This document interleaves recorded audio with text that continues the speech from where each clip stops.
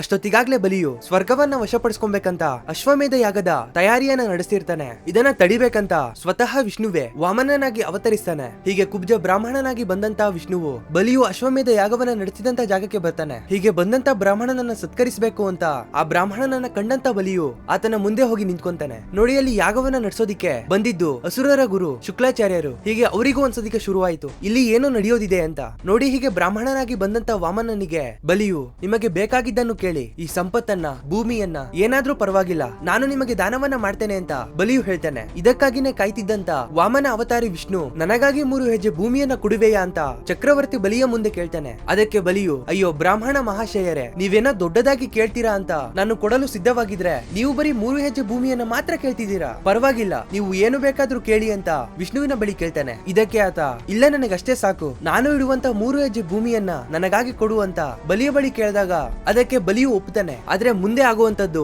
ಆತನಿಗೆ ಗೊತ್ತಿರ್ಲಿಲ್ಲ. ಇದ್ದಕ್ಕಿದ್ದಂತೆ ವಿರಾಟನಾಗಿ ಬೆಳೆದಂತ ವಾಮನನು ತನ್ನ ಒಂದು ಹೆಜ್ಜೆಯನ್ನ ಭೂಮಿಯ ಮೇಲೆ, ಹಾಗೆ ಮತ್ತೊಂದು ಹೆಜ್ಜೆಯನ್ನ ಆಕಾಶದ ಮೇಲೆ, ಹಾಗೇನೆ ಮತ್ತೊಂದು ಹೆಜ್ಜೆಯನ್ನ ಎಲ್ಲಿ ಇಡಬೇಕು ಅಂತ ಬಲಿಯ ಬಳಿ ಕೇಳಿದಾಗ ಅಷ್ಟೊತ್ತಿಗಾಗ್ಲೇ ಆತನಿಗೆ ಅರಿವಾಗಿರುತ್ತೆ, ತನ್ನ ಮುಂದೆ ಇರೋದು ಸಾಕ್ಷಾತ್ ತನ್ನ ಪ್ರಭು ಮಹಾವಿಷ್ಣು ಅಂತ. ಮುಂದೆ ಮತ್ತೊಂದು ಹೆಜ್ಜೆಯನ್ನ ತನ್ನ ತಲೆಯ ಮೇಲೆ ಇಡುವಂತೆ ಕೇಳಿದಾಗ ವಾಮನನು ತನ್ನ ಮತ್ತೊಂದು ಹೆಜ್ಜೆಯನ್ನ ಬಲಿಯ ತಲೆ ಮೇಲೆ ಇಡ್ತಾನೆ. ಮುಂದೆ ಬಲಿಯು ಪಾತಾಳಕ್ಕೆ ಹೋಗ್ಬೇಕಾಯ್ತು ಅಂತ ವಿಷ್ಣು ಪುರಾಣದಲ್ಲಿ ಉಲ್ಲೇಖ ಇದೆ. ಮುಂದೆ ವಾಮನನ ಅವತಾರವಾಗಿ ಬಂದಂತ ವಿಷ್ಣುವು ತನ್ನ ಕೆಲಸವು ಮುಗಿದ ನಂತರ ಮರಳಿ ತನ್ನ ರೂಪವನ್ನ ಪಡ್ಕೊಂಡ ಅಂತ ಹೇಳಲಾಗುತ್ತೆ. ಇದು ವಿಷ್ಣುವಿನ 5ನೇ ಅವತಾರ ವಾಮನನ ಬಗೆಗಿನ ಸಣ್ಣ ಮಾಹಿತಿ.